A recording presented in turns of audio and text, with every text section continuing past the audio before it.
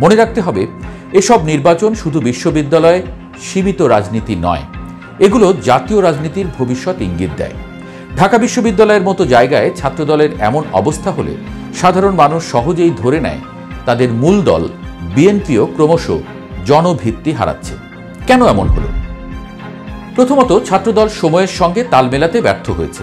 সমাবেশ, মিছিল আর স্লোগানের রাজনীতি তারা এখনও আঁকড়ে ধরে আছে। অথচ আজকের প্রজন্ম চায় যোগাযোগ, আইডিয়া এবং আচার আচরণে নতুনত্ব। শিবির এই জায়গায় কৌশলগতভাবে সঠিক পথে হেঁটেছে। তারা সামাজিক যোগাযোগ মাধ্যম ব্যবহার করেছে, শৃঙ্খলভাবে নিজেদের বক্তব্য স্পষ্টভাবে পৌঁছে দিয়েছে, আর প্রার্থীদের পড়াশোনা ও চারিত্রিক দিক থেকেও ক্যালিবার্ড হিসেবে হাজির করেছে। দ্বিতীয়ত, ছাত্রদল অভ্যন্তরীণ কোন্দল ভয়াবহ আকার ধারণ করেছে।